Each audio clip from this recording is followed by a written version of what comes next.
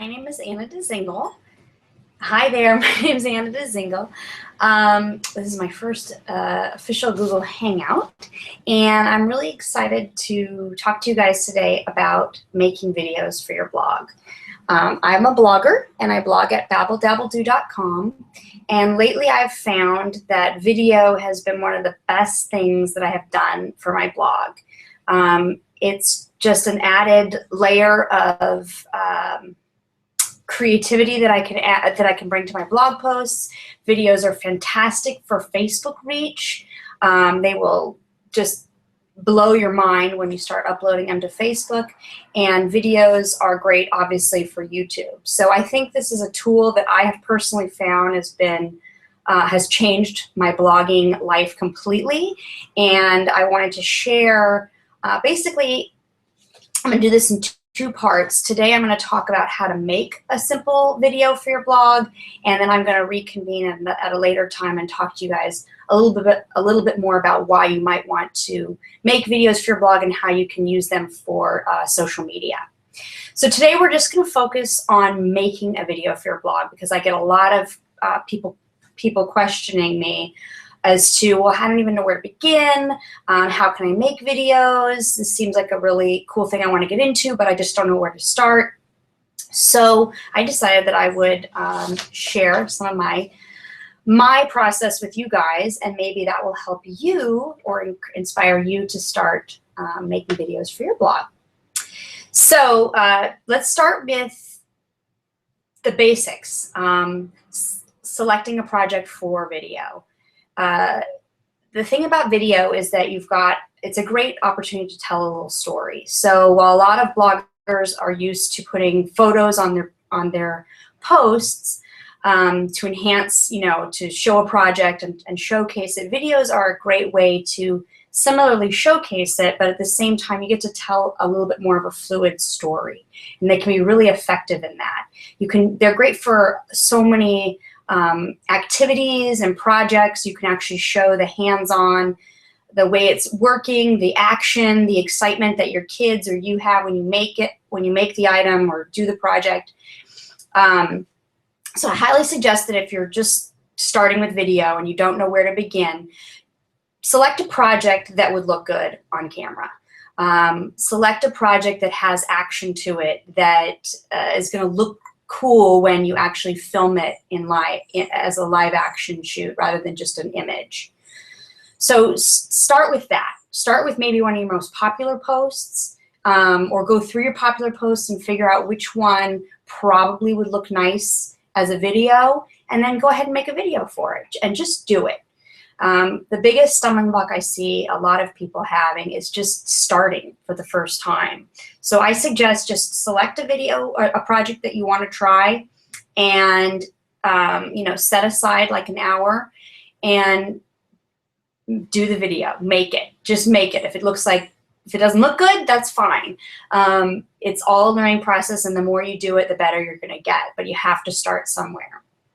Okay, so once you've selected the project that you want to that you're going to showcase in your video, you want to spend some time setting up your shoot area. Unlike photos, which you can Photoshop out all kinds of mistakes or funky things, video is a lot more difficult to edit in that capacity. So, if there's a mess behind you, it's going to show up in the video, and there's no way you're really going to be able to get that out of there unless you get into some heavy-duty editing tools, which most of us aren't going to do. So I highly recommend with video that you spend a little extra time selecting and setting up your shoot area. So I personally like to shoot on a table. I shoot with a white background. I use butcher paper, but you can use whatever you want. My two biggest recommendations are: use a clean background. You don't want people focusing on the mess behind you. You don't want people focusing on other things that are not part of the story that you're trying to tell. So really try to get a clutter-free background for your video. Second, make it true to your blog. Your blogging is all about branding. So the more you can Like for instance, like I said, I use a white background. That's because a lot of the photos that I take are usually have a white background with colorful projects. But your blog is different. And the best thing you can do is really to try and brand your videos like you do your images. So I would start with, you know, a similar aesthetic to what you have for your photos, and now just shoot it as a video. But try to keep that kind of fluid background and look to the setup. Lighting is something that's really important for video, again, because you have very limited controls when you go into the editing software. You can brighten things up, but in general, you want to shoot a video with pretty good lighting. I personally like to shoot outside. I live in California, so that helps because I can go outside and pick I have a shady area in my yard that is perfect, that I set up a table and put everything there. But you can, you know, if you can't shoot outside, go near a sunny window. Try to find a place with natural light, because it is going to be the best light that you're going to get for your video. Avoid direct sun, though. You don't want shadows. You don't want bright spots or hot spots. So if you're in a sunny area, just make sure that you're in a shaded part of that area. So you want as much natural light as possible, but you don't want any direct sunlight. One thing that I also play with to enhance the lighting is bumping up the ISO on my camera. So if you don't know how to do that, I mean, I'll talk a little bit more about that later, but that's something that can really help bring a lot of light into your space, even if you're not shooting in the best lit area. You can do lights. You can bring in lights. I personally don't do that very often. My husband is a videographer, so I'd be happy to recommend some lights. I'll probably put them in the comments. So if you're really limited in where you can shoot, you can definitely think about bringing in special lights. But you want to avoid things like incandescents. Those are going to like yellow up your footage. And you want to go with probably some type of LED lighting. Okay, so those are the things you want to do. Oops, I've lost everyone. Lost you. Those are the things you want to do to set up your shoot area. So once you've set that up, then let me back up a little bit. Let me talk a little bit about equipment. So you've got your setup, and then what are you gonna shoot with? What are the items you need to actually shoot a video? Well, you need a camera. I personally use a DSLR. I use the Canon 60D. You can use your iPhone if you want. I personally recommend using your DSLR because you're going to just have so many more options as far as lenses and controls. But if you're limited, you don't have a DSLR, you don't feel comfortable using your DSLR for this, then start with your iPhone. It takes a good enough quality video that you can start there. And I know a lot of bloggers have been very successful just simply shooting on their iPhone. I do recommend, though, that you get a tripod. Some people I know are excellent at handheld footage, but a lot of us are shaky. I'm a shaky person. So I really recommend that you invest in a tripod if you don't have one. So you can get an iPod tripod if you need it, or you can, or you can get, iPhone tripod, that's what I meant to say. Or a whole bunch of variety of tripods for your DSLR. But I do think that really helps, especially if you're going to be doing DIYs when you're going to be actually like completing them. And so both of your hands might be in the video. You can't, hold the camera and shoot yourself making something. So a tripod is something that you want to consider investing in if you don't already have one.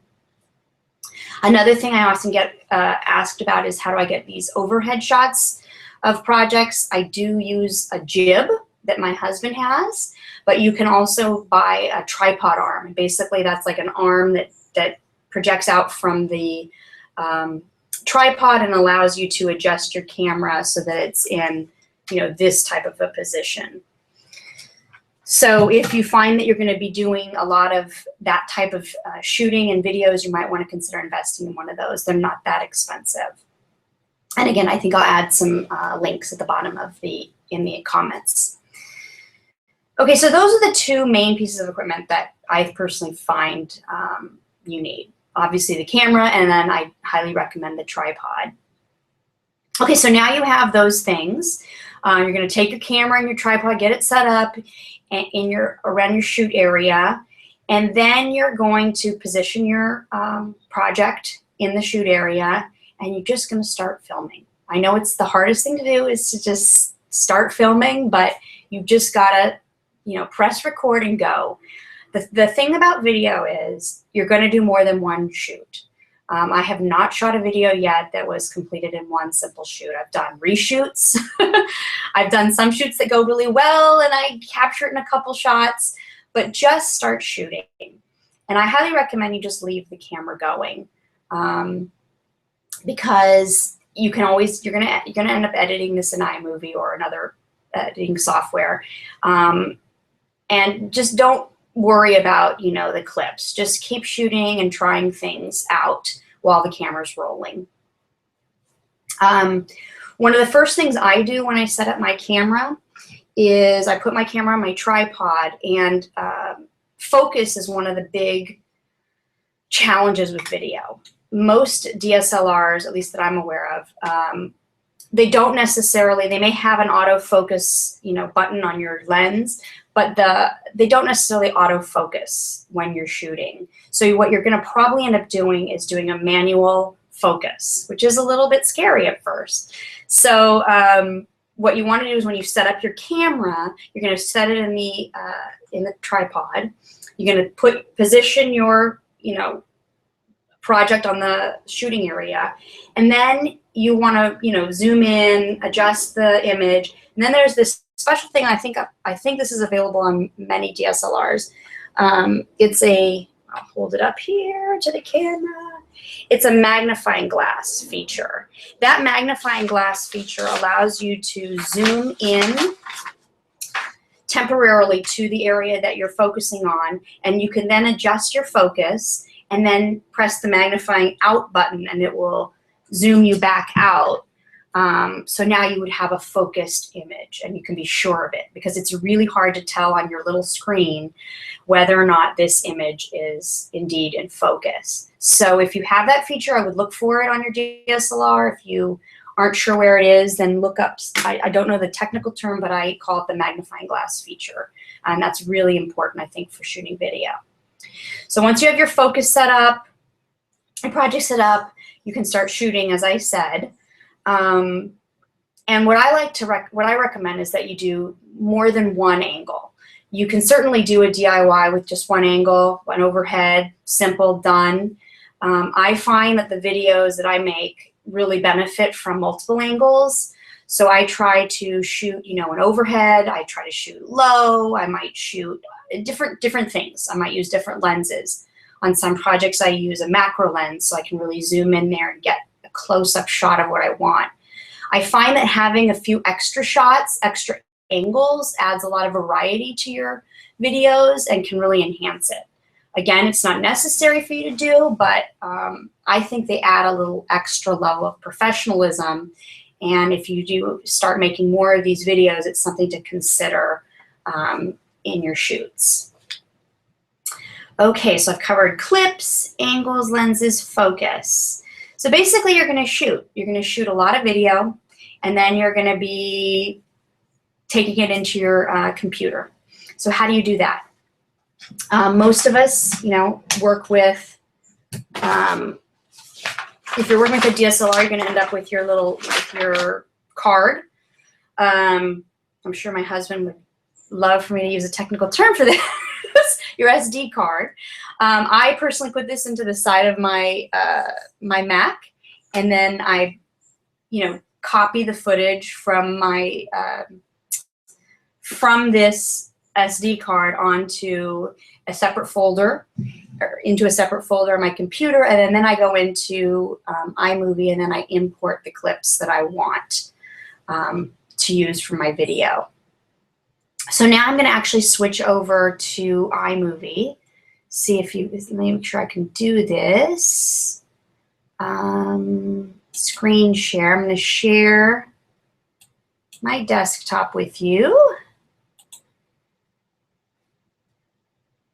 And I'm going to screen share iMovie. Okay. So once you get into iMovie, this is a video I just did today, you're going to start by bringing in a new event. And you're going to, select your event here. You could say test. I'm saying test. And then import movies. And I usually go in then to the folder that I've selected. Let's see here, Salty Art. And then I would bring in the clips that I want to use. I'm not going to import them now because it does take some time to import. It can take, depending on how much footage you have, it can take up to, a half hour or more. So you want to think about that in your when you're planning out how to use your time. So once you have the footage imported, then the next thing you'll do is say new project, and then you'll give that a name. And then this is what you'll end up with. So I'm going to use my Salty Art project as my, as if I've just imported that. And then you have this new area here called, this is called the test one, but this is where you actually start making your video. So I'm not going to go through iMovie completely because I think it's pretty intuitive and self-explanatory in many ways. It's not a hard program to use. And if you don't use a Mac, there are, I think, Windows equivalents. I'm not 100% sure which one is the, which one people are using, but I'm sure you could Google that and find out. Most of these are basic movie making editing software, and they're pretty easy and user-friendly. So I'll just give you a couple quick tips in iMovie. One thing I do is you can go in, you see all the footage is going to be down here. You can go in, for instance, and select a certain section of it, and then what you're going to start doing is dragging the clips that you want into your project. Randomly selecting clips here. And then from there, you can play this project by hitting the space bar or whatnot, and it will show you your footage. One thing I try to do is, depending on the type of video you're making, you may or may not want audio, the audio that you actually recorded with your movie on the video. If you're doing a tutorial, you might want that audio, and then in that case, you wouldn't do this step. But if you don't want that audio, you can go in here by right-clicking on your clip, detach audio, and then it will show up down below, and you can simply delete it if you don't want the audio from your project. A couple other fun things you can do in iMovie are video adjustments. So one of the few things that I do, edits that I do in terms of, I guess, visual edits on the footage itself is to go into video. You can adjust brightness, you can adjust the saturation, you can adjust the contrast. If your footage is blue or yellow, if your white balance wasn't on, you can, set right. I mean, you can definitely come in here and adjust the white point. You can also go in here, I'm going to say done, and clip adjustments allows you to speed up the footage if you want like a super fast footage, or even slow it down if you want really slow footage. You can even reverse your footage. I have done that in a couple instances where I needed to, the clip was great, but it was in the wrong, I want to show it in a different, in reverse order. So that will allow you to actually like play a clip backwards. I've never used the smooth clip motion, but I'm sure that would probably be a good, benefit. So there's basically a few things that you can do in this area. You can also do audio. Again, I've detached the audio, but if you bring in a music, which I'll show you in a second, this is where you would adjust the fade in and fade out. Okay, so now that you have your project, the other things you can do, I'm going to go back and show you an actual project so that with all my title cards and stuff, let's go to Salty Art. Where is Salty? Salty Art. So one of the other things you can do in iMovie is bring in title cards, and that's this little section over here. You hit the T, and now you can either bring in a full like white, like in this instance, a white,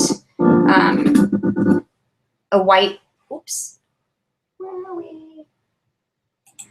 A white title card where you're going to actually write the text, or you can overlay. So in this one, I overlaid, for instance, a title on top of the actual footage.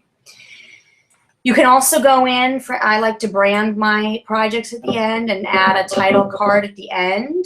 So that would be, you do that by bringing in a photo from iMovie. So you would import your photo into iMovie and then drag it into, you import your photo into iPhoto and then drag it into iMovie. The other thing you can do is add music.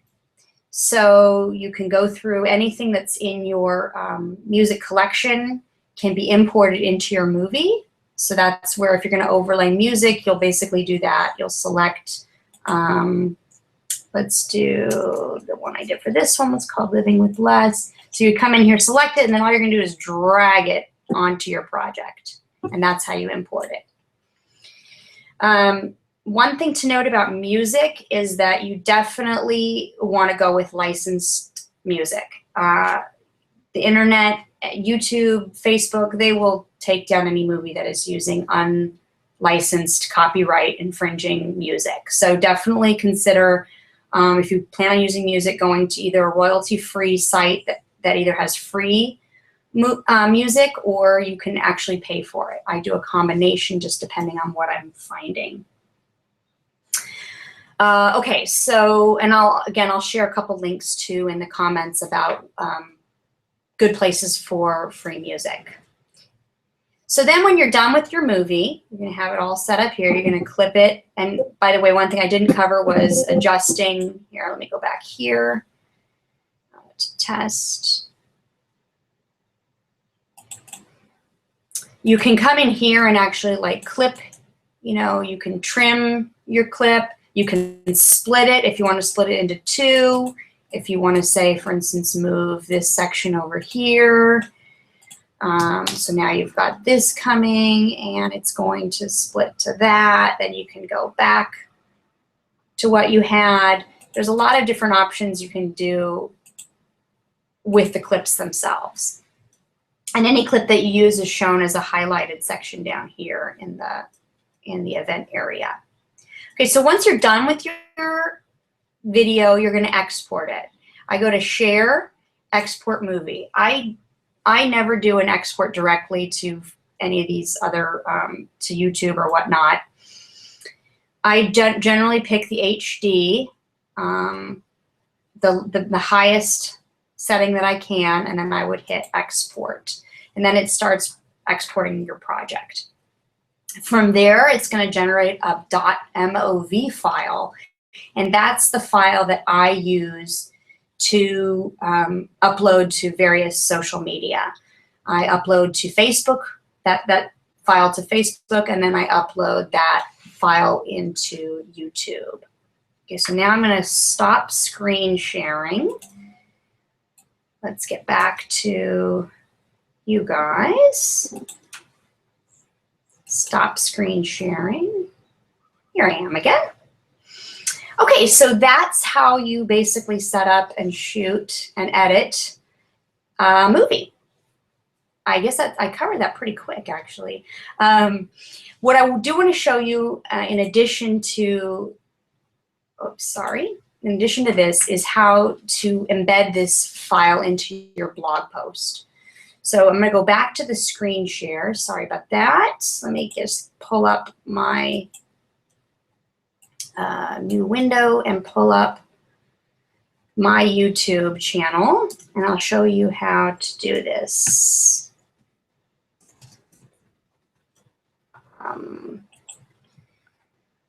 Because there's a couple little tricks that you probably want to know. Okay, so let me go back here and screen share with you guys. Desktop, start screen share. Okay. Let's see, here we are. So once you have your movie file, and YouTube, I personally embed my YouTube videos in my blog post. That's how I import the video and get it onto an actual post. I'm sure there are other ways of doing it, but this is the method that I use and I think a lot of bloggers use. So if you have a YouTube channel, which I highly recommend you set up, you're going to go into it. You'll have some type of page like this with all your videos, and it's like your manager page. You're going to hit upload, and then you're going to select your file to upload. And I canceled that test, but let's just upload. Well, I'll show you an uploaded video. So then you would select the video that you want to upload and hit choose, and it will begin uploading it. And then you'll have some options on, adding descriptions, etc. Once you have your video, in order to embed it in a blog post, what I do is the following. Whoops. I'm going to pause that. Okay, is that paused? Okay, so what I do then when I want to embed it is I go to the published video, and then I hit share, and it'll give you this, bring up this box. Then you hit embed, and you want to then say show more. What I do here is I usually use a custom size. So if you have a fixed width of your main blog post, then you want to match it here so that the video doesn't look really small or funky. You want to basically have like a nice flow on your blog post. So for instance, my main column is 700 pixels wide. So I usually type in 700, and then it would bring this up. It will autofill the size. And then you basically copy this section here and copy paste that into the HTML section of your blog post. Now, don't be alarmed if it shows up as like a gray screen or doesn't show up in a preview. I found that until I publish the video, or I'm sorry, publish the post, the video often doesn't show up. So as soon as you hit publish, you want to go ahead and make sure that the video actually posted. The other thing I should show you is on Facebook, how you upload, because a lot of people have a lot of questions with that. So on Facebook, what you want to do is to go into your page and hit photo video, and then you're going to upload your video right here. And it will ask you what video to upload, and you're going to select your video. Whoops, I've lost you. Choose, and then you can go ahead and schedule it just like you would any other post. Now the thing about that is that it does end up taking some, I'm going to go back to off of screen sharing. Let me go, oops, there I am. The thing about Facebook is that it does take some time to upload. So sometimes I've had videos go through in a couple minutes. Sometimes they basically process the video. Sometimes I've had videos take 2 hours. So don't be alarmed. In that interim period, it basically disappears. It just looks like you didn't post it at all. They'll send you a little message saying, okay, we're processing your video, and we'll let you know when it's done. But expect that. One thing I also want to mention is I often add the music license information in my descriptions, both on YouTube and Facebook. I don't know that you're required to do that, but I have found, and I've heard from other bloggers, that some of their videos have been taken down. So to safeguard it, because there was a concern about copyright infringement, and those were videos that actually did not have any copyright infringement, but I think Facebook and YouTube are a little erring more on the cautious side, so I like to include that information wherever I can. One thing I didn't mention was I actually also included at the end of my videos themselves too. Especially if you're using a Creative Commons license, which what that is basically when you use royalty-free music and it's actually free to you. The reason it's free is because you have what's called a Creative Commons license. So you are free to use it as long as you credit the person who made it. Okay, so that's, I don't want to bore you guys anymore. I want to, keep you excited about making videos and send you off into the video world. I will be back with a video on why and how to use this in your social media. But at this point, I think you can go forth and conquer video. And good luck to you. If you have questions, I'm more than happy to answer them. Leave them in the comments section below, and I will try to get to them when I can. You can also email me at annadzingle@gmail.com, and I will try to get back to you. All right, I hope that was helpful. Thanks, guys.